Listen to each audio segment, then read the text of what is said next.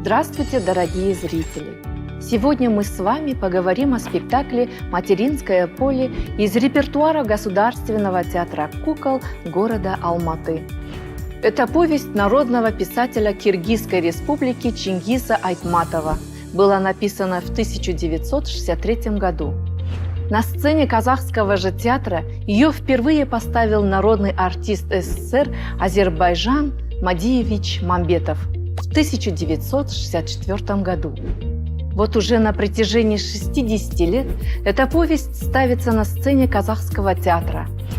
Интересный факт: Чингиз Айтматов никогда не писал пьес специально для театра, но многие его произведения и по сей день ставятся на сценах многих театров из разных стран. Государственный театр кукол с недавнего времени начал проявлять активную творческую деятельность в постановках для взрослых зрителей. Помимо таких сказок, как «Красная шапочка», «Каштанка», «Три поросенка», в репертуаре театра есть такие спектакли для взрослых, как «Ромео и Джульетта», «Медея» и, конечно же, «Материнское поле». На сцене казахского театра кукол эта пьеса была поставлена впервые.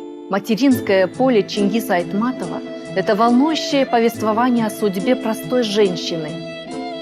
Сыбан, қараш, құс жолы. Сабан тартқан жолдай аңырап жатыр. Мүмкін мейірімді диқан ата дәл осы түні бір бау бидай арқалап өткенде сусыған сабандар түсіп, дәндері де шашылып қалған шығар.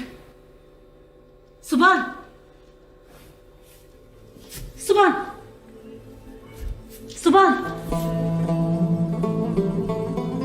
Старая женщина, мать. Она потеряла на войне мужа и сыновей. Сама была тяжело ранена бандитами. Қос сұңқардан айырылыппыз.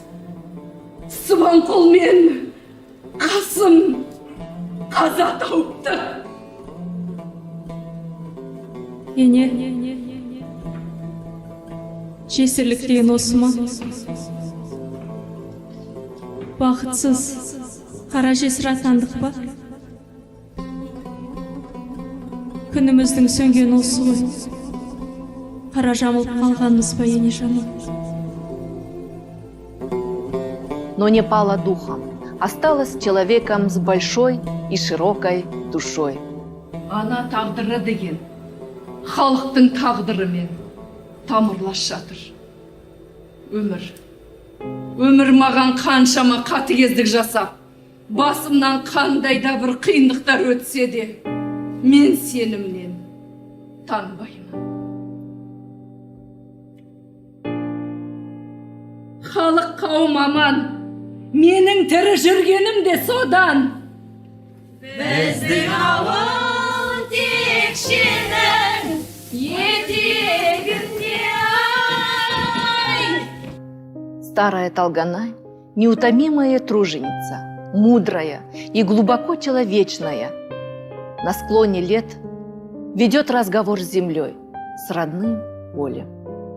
Есіктің алды алғайын, басыңда тұрмас жаздайым. Қалқатай есетті түскенде, сағынып сонда сар бидайының салғаным. На сцене помимо артистов важную роль играют также куклы-марионетки. В рамках повествования эти куклы являются как призраки и духи ушедших в мир иной. Әне қараш, сайрады біздің бұлбұл. Көрдің бе аспандауын? Әне, ауада тұғыр тапқандай тұрып қалғанын қараш. Япыр-ай, адамның жүрегіндей бұлқынып, діріл қаған. По задумке молодого режиссера Дины Жмабаевой, жизнь Талганай разделена на 3 этапа. Их играют 3 разные актрисы.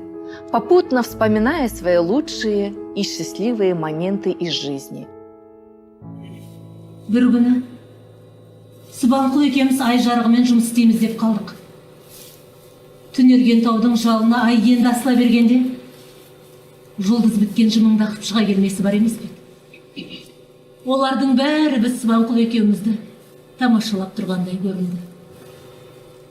Бұл біздің жар болып қосылған алғашқы түніміз еді. Бәрінен де балалы болғаныңызды айтсаңызшы.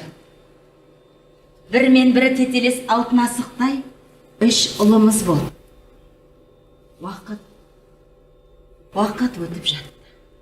Мен үшін нан деген аса бір киелі дүние. Бір үзімін аузыма салып едім, бұрын өзіме беймәлім бір өзгеше дәмін сездім. Нанда темір мен керосиннің иісі сіңген комбайншының қолынан шыққаннан еді. Өйткені ол менің баламның наны. Балам комбайншы, ол өзінің комбайн айдаған қолымен турағаннан еді. Сол жолғы қуанышымда балам үшін шек болмады. Ана бақыты деген халықтың ортасынан тамырлай шығатын бір жапырақ екен ғой деген сөз сонда алғаш тіліме оралды. Роль Толганай между собой разделили 3 актрисы театра кукол. Это Толкын Тлеулиева, Марал Тауикелова и я, Гулим Рахимова.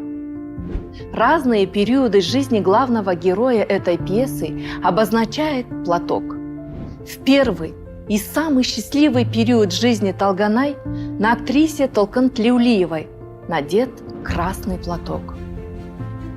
На второй и самый сложный период потерь на актрисе Гулим Рахимовой надет черный платок.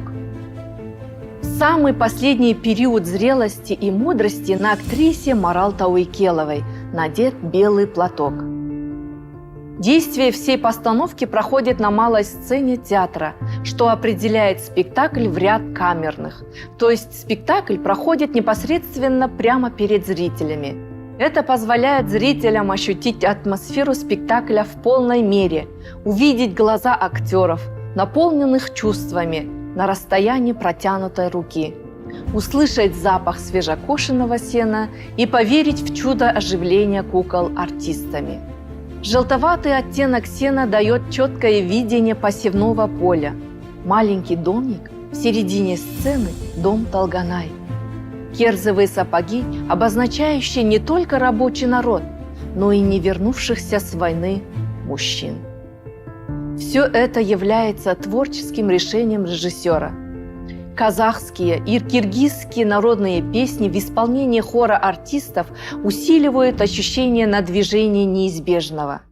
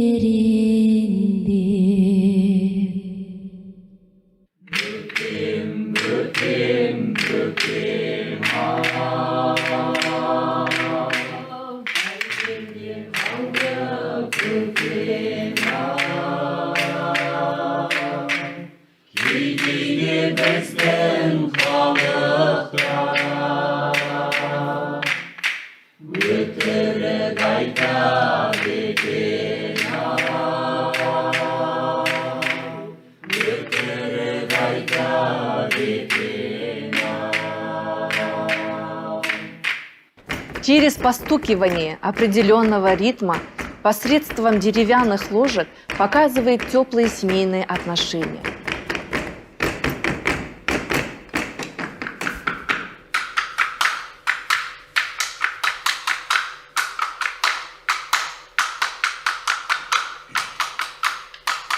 Постукивание кирзовых сапог в ритм уезжающего поезда дает ощущение нескончаемой горести войны.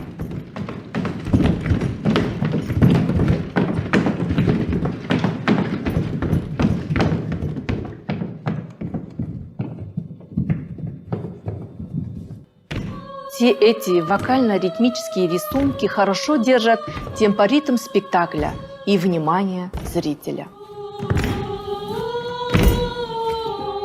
Полную, неподдельной и искренней любви к людям образ Толгонай напомнит зрителям ценность и значимость человеческой жизни.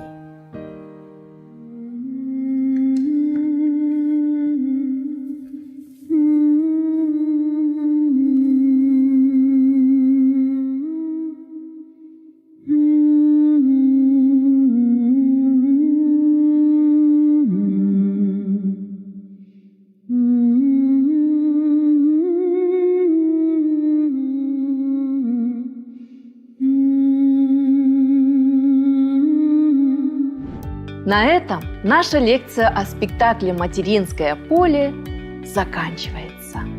А теперь 3 традиционных вопроса по данной теме. Кто автор произведения «Материнское поле»? Режиссер постановки «Материнское поле» на сцене Государственного театра кукол. Имя главной героини спектакля «Материнское поле».